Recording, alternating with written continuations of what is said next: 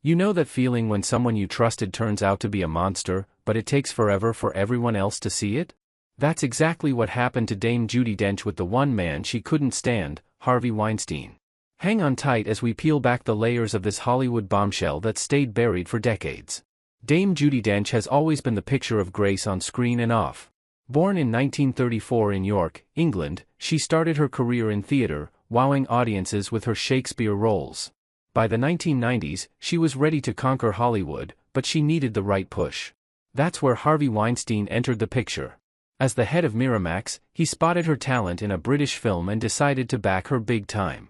Their first major collaboration was Mrs. Brown in 1997, where Judi played Queen Victoria. It earned her an Oscar nomination and put her on the map. Weinstein was all charm at first, promoting her like crazy and calling her his lucky star. Judi seemed grateful, even joking about their bond in interviews. But behind the scenes, things weren't so rosy. Whispers say he tried to control her image from day one. Picture this: during press tours, Weinstein would dictate what she said, treating her like a puppet rather than a partner. Judi, being the professional she is, smiled through it, but friends noticed her growing frustration. She once confided to a close pal that his ego was suffocating. As their partnership grew, so did the hits. Shakespeare in Love in 1998 was a smash, and Judi won her first Oscar for Best Supporting Actress. Weinstein took credit, of course, throwing lavish parties where he paraded her around. But Judi started seeing cracks in his facade, like how he belittled staff and pushed boundaries. One story that circulated in industry circles is from the set of Chocolate in 2000. Weinstein visited and tried to micromanage Judi's performance, suggesting changes that undermined her instincts. She pushed back politely, but inside, it planted seeds of resentment.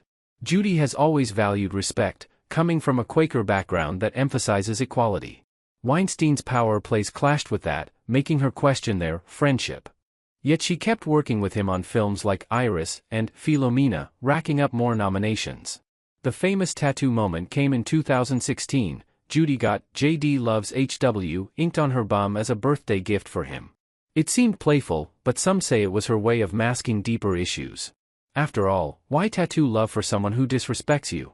Over the years, Judi heard rumors about Weinstein's behavior with women, but nothing concrete surfaced. She focused on her craft, starring in Bond films as M, becoming a global icon.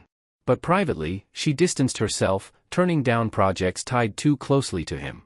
Friends recall Judi saying things like, "He's brilliant at what he does, but I wouldn't trust him as far as I can throw him."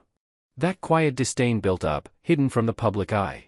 Hollywood knew Weinstein was a bully, but Judi's feelings ran deeper. By the 2010s, their collaboration slowed, but the bond appeared intact. Judi defended him in interviews, perhaps out of loyalty or fear of backlash. But those close to her knew the truth. She despised his controlling nature and waited for the world to catch up. Expanding on her early career helps understand why this hit hard. Judi trained at the Central School of Speech and Drama, debuting in Hamlet in 1957. She joined the Royal Shakespeare Company, honing her skills in classics like Macbeth. Weinstein, meanwhile, built Miramax from scratch with his brother Bob, turning indie films into Oscar gold. Their paths crossed when he sought British talent to class up his slate. Judi was perfect, talented, respected, and underrepresented in America. In Mrs. Brown, Judi's portrayal of a grieving queen was raw and powerful. Weinstein's marketing machine turned it into a contender, but he insisted on framing her as the little old lady from England, which irked her. She wanted recognition for her artistry, not her age.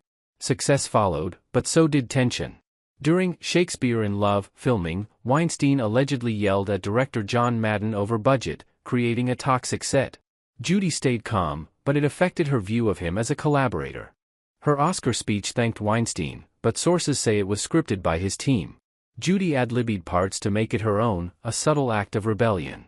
That night, she celebrated, but the despise was simmering beneath. Moving to Iris in 2001, Judi played author Iris Murdoch with depth. Weinstein pushed for sentimental angles in promotion, clashing with Judi's preference for authenticity. She complied, but it added to her growing list of grievances. Judi's personal life provided contrast. She was happily married to Michael Williams until his death in 2001. Weinstein sent condolences, but his insincerity rang hollow.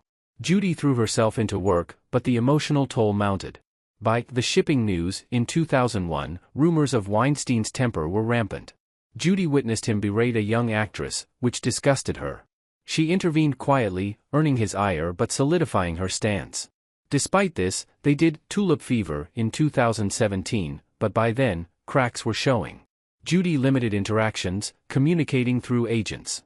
The tattoo was a last hurrah, but the truth was bubbling up. Judi's despise wasn't just professional, it was personal. She saw Weinstein as a symbol of Hollywood's dark side, power corrupting absolutely. Yet she kept silent, biding her time as decades passed. To fill out the picture, let's recall Judi's other achievements. She became Dame in 1988, starred in TV like As Time Goes By, and voiced roles in animations. Weinstein's influence helped her cross over, but at what cost? Insiders say Judi kept a journal of incidents, documenting slights and manipulations. Nothing illegal, but enough to build resentment. She shared snippets with trusted friends, hinting at the man behind the myth. As years went by, Weinstein's empire grew, but so did allegations in private circles. Judi heard whispers from women in the industry, but without proof, she stayed quiet. Her despise deepened with each story. In 2015, Judi reflected in an interview on power dynamics in film, subtly shading Weinstein without naming him. Fans missed it, but those in the know nodded. The truth was close to surfacing. Judi grew up in a creative family. Her father was a doctor, mother a wardrobe mistress. She discovered acting young, performing in school plays. This foundation made her resilient, but Weinstein tested it. In the 1960s, Judi rose in theater, winning awards for The Cherry Orchard. By 1970s, she was a star in London Assurance. Weinstein, starting in music, transitioned to film, acquiring The Burning in 1981. Their worlds collided in the 90s. Judi's Goldeneye as M in 1995 showed her range, but Weinstein saw Oscar potential. He courted her with dinners, promising stardom. During Mrs. Brown promotion, Weinstein arranged interviews, but edited Judi's quotes to fit his narrative.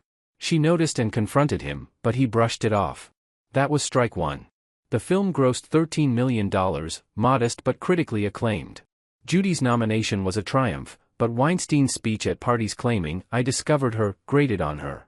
For Shakespeare in Love, budget overruns led to arguments. Weinstein threatened to shut down production, stressing Judi. She mediated, but resented his chaos. Her role as Queen Elizabeth was iconic, the 8 minutes earning an Oscar. In her speech, she thanked the cast, but mentioned Weinstein last, a subtle dig. Post-Oscar, Judi's career soared. Tea with Mussolini, The World Is Not Enough.